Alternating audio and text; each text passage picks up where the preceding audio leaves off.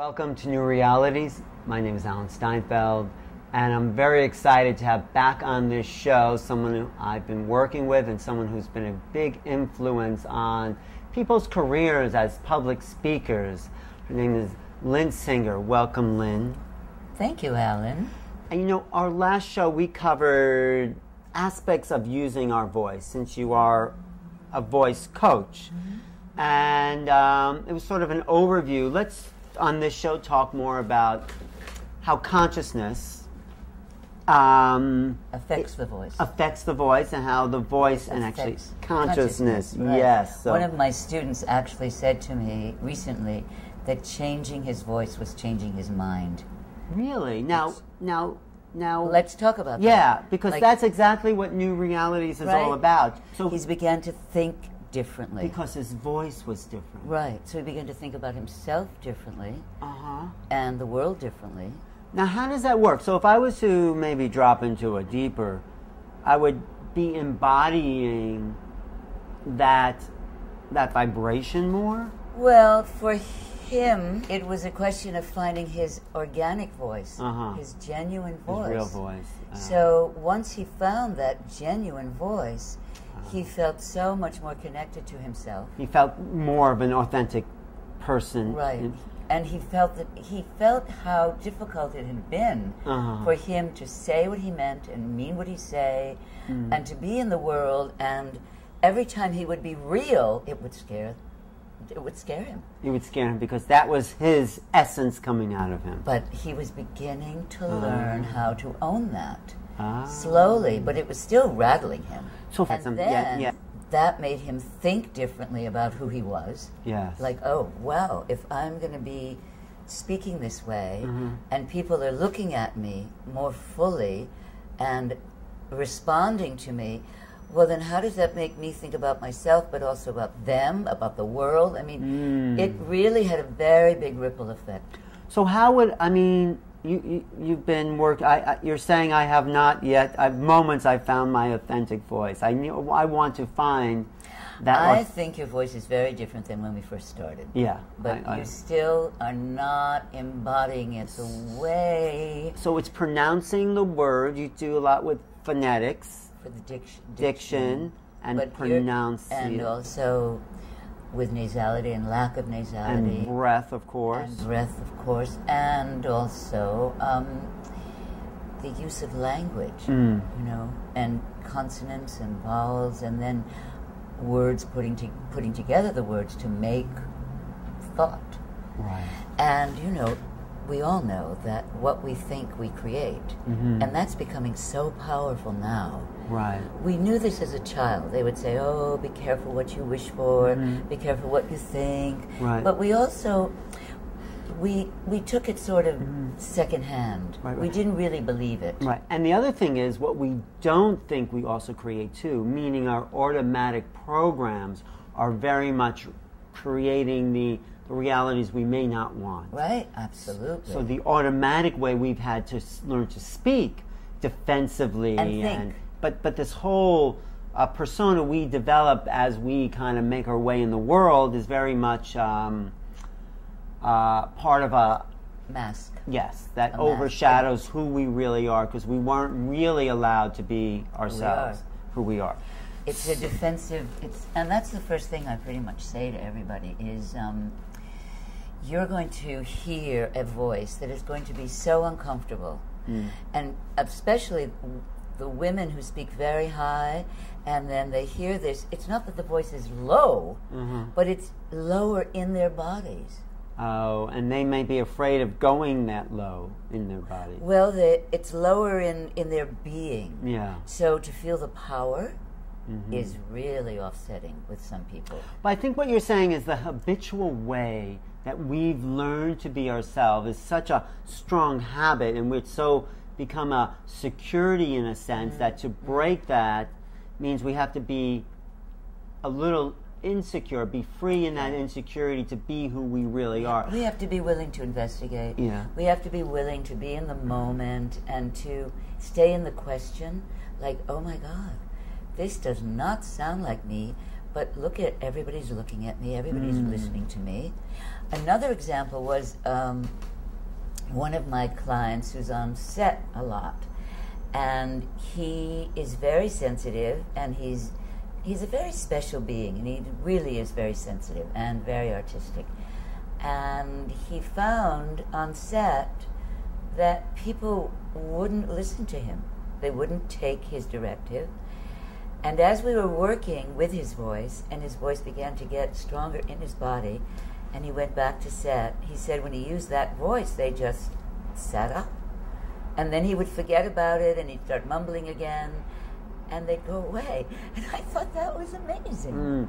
Well, you also have that student that we talked to last time who said she came from a sort of culture, and she was at a crossroads where would she leave the old culture and become this other being? Right. Or would she stay there? Yeah. And I think that's something we have to all decide. Do we want to be more than we've been before, or we need the security of being who we've been? To stay in the group. Yes. To stay in the clan. Yes. Or walking out of the clan. But consciousness is demanding us to come forward. Absolutely. And I think that that's what's very exciting about in the beginning was the word.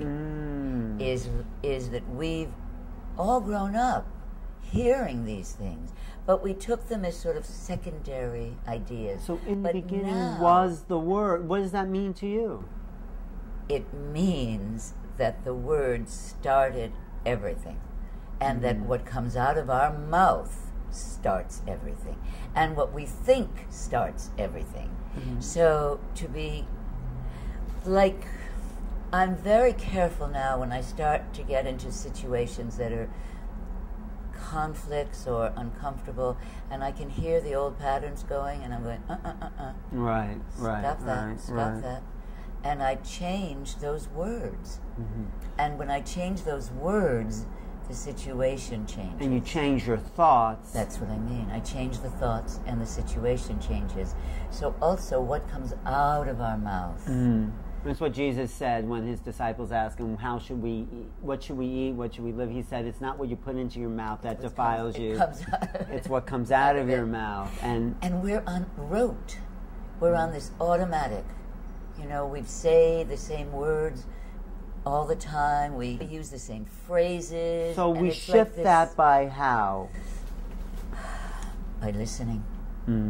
By listening to what we're saying, by listening to what we're thinking, by listening to what we're promoting in the other person. By being present, you're saying, and not going automatic. So everything we say should have intention, power, and impact. And the way we say it, one of the most beautiful compliments I ever got about all of this was from an acting student who said to me, you have this ability to move us through our blocks. But if you didn't say what you say to us in the way in which you say it, we could never hear it. Well, give me an example. Because it was so... What you say, the way you say it. Well, I would always be very, very careful to say things that were very inflammatory. Like what? You can say it to me. I can't even... It's almost like I go into another space, so I don't remember. I think you have said it to me. Maybe I have said it to you. like rather than, which some people do well, you know, do it this way. Right. Because that's not very good. That's not good. But to find a way in that is comforting, even though it is very, very difficult to hear. You're pointing out their pattern. And something that is really standing in the way of their genius. Right, like stop talking with that New York accent, talking with that New York accent. That New York accent. Ellen, you know, rather than say that, say, if you want a bigger world, if you want to go out to the big world, and you want to be a part of the big world, and you want to bring them to you, how best would you sound? Right, and then I have a chance to drop into myself and think about that. And also slow down. Right. And breathe through my speaking, which was a big thing, like just breathing and speaking. Right. It was one of the main things that shifted me. Right. You know, so but now we could still work on sounds. Sound. That would be the next place for you to really start to take in. And this is always a process. This is why it takes 3, 4, 5 years for actors. And I know the business people, they want it. Right. They want it like that. Or even foreigners. I know you work with foreign students. Then they begin to hear it. And it's about hearing. It's about shifting your own awareness of where you are and where you want to go. And speaking with people with foreign accents, there are many layers of that. Like I am working with someone now who said, I want general American speech. And he's French. It's going to take a while, but he's in there for the long haul. Right. There are others who just want to sound clear enough that they can move to their audience without it being interruptive. Right. So it's two totally different things. it's a whole range of things. But I have another important question to ask you. Does consciousness have a voice? Because, you know, innate within the human brain is speech somehow implanted in us that makes us different than the apes, than our related primates. But consciousness, tell me about what your philosophical... You know, my first reaction was silence. Silence is the voice of consciousness. And I started to think about Pythagoras, right? Who, our father of geometry, sacred geometry. Yes, and mathematics and music, yes. And he coined, and it's just so amazing, he coined the music of the spheres, that... And that's what do, re, mi, the church then created do, re, mi, fa, sol, la, ti out of that. Right, but he was hearing the Om at the center of the universe. However, his clan or colony, his group, they took a vow of silence. That was something he told them to do. If they were going to become an initiate, you'd have to be silent. Was it 3 years? A long time. And he wore a veil because he had so much light that he was frightening to people. Moses did too. Really? So if someone was silent for 3 years, and what would that do to what they did say? But you know, people are always thinking in their heads their thoughts, and that would change. Don't you think that would change?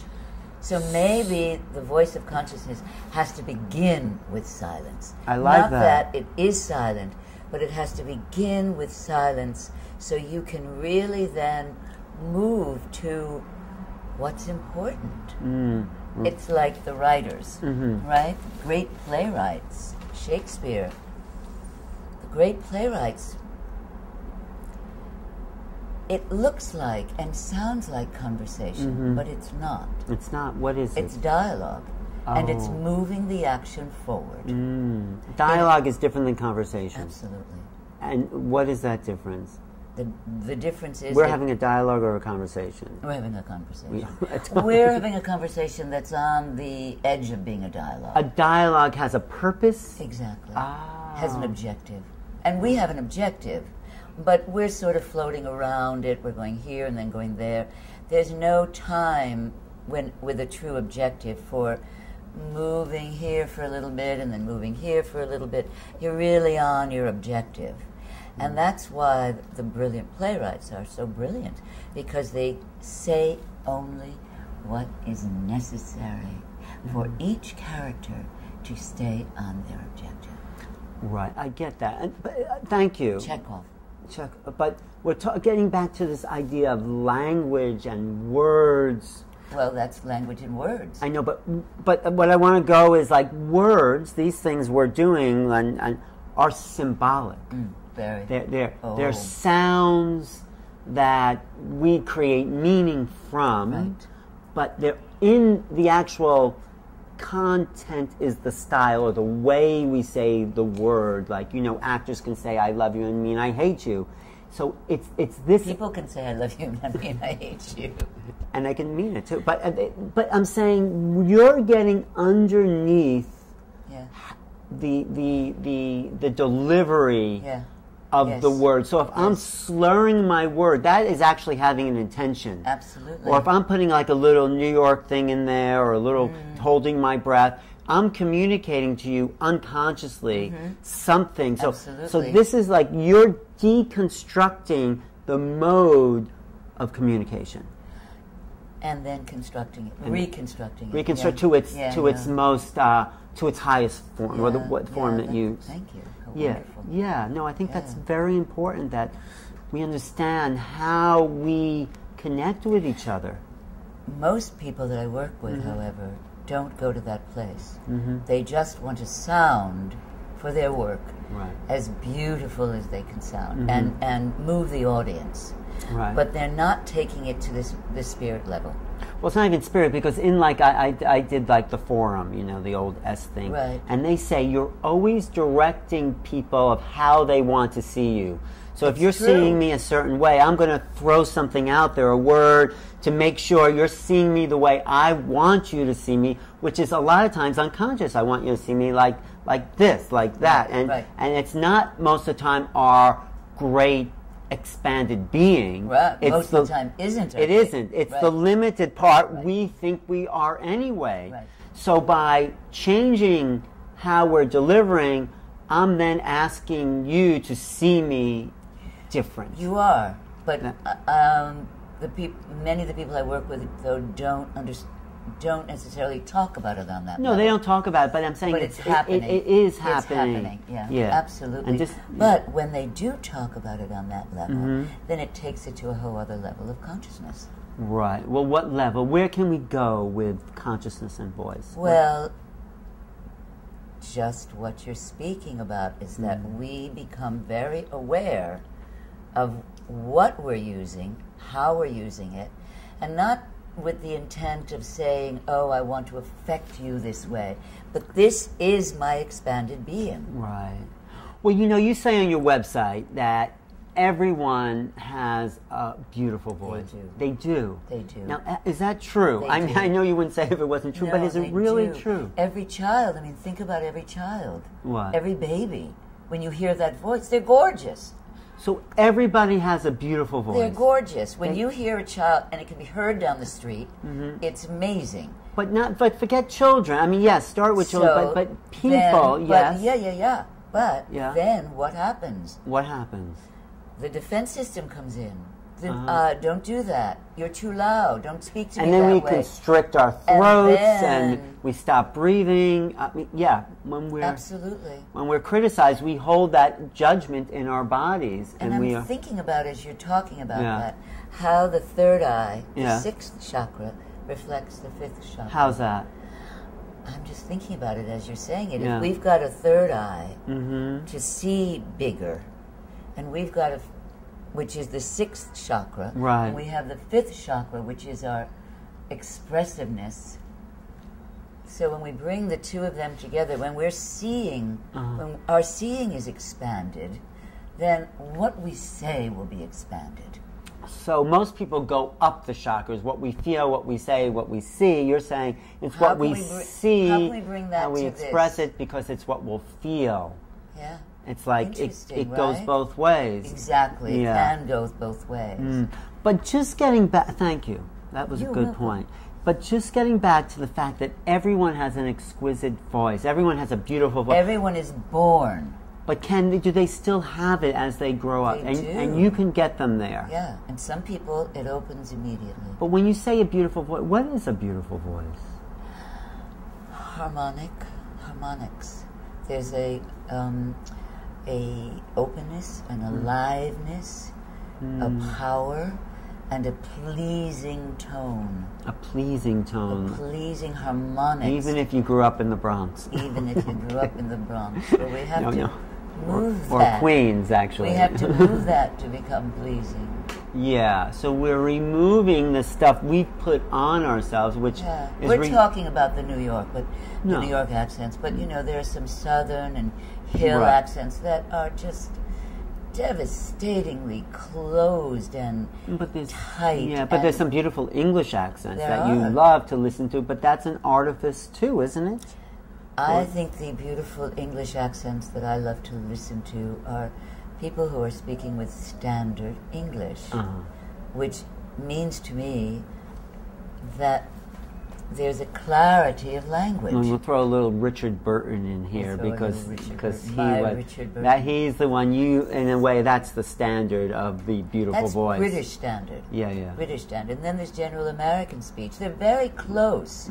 If you listen to Orson Welles and listen to James Earl Jones, and you listen or women, which women are really classical? Sigourney Weaver has very good speech. Glenn Close. Glenn Close has very good speech. Well, yeah, those are the classic. Vanessa Redgrave. Well, she's English and it's all very that. English, but it's more open than it was when she was younger, and it does sound more international now. Yeah. And it's quite beautiful. So what I'm getting at is that you can work with anyone and bring out that quality which will change their lives, expand their consciousness. And they have to be willing to recognize that it's going to make a shift in how they think about themselves and how they think about taking the world in. Yes. Very much so. That's how consciousness affects voice. That's how consciousness affects voice, and that's how voice affects consciousness. Thank you, Lynn. Thank you, Alan. For being my guest today. You're welcome. On New Realities. Lynn Singer. And Alan Steinfeld. New Realities. Okay. Voice coach. What's your website again? lsvoiceworks.com. 25 years and still growing. Thanks. This is Alan Steinfeld for New Realities. Thank you for watching. If you want to reach me, go to my website, newrealities.com. Email me at newrealities@earthlink.net. Thank you for watching.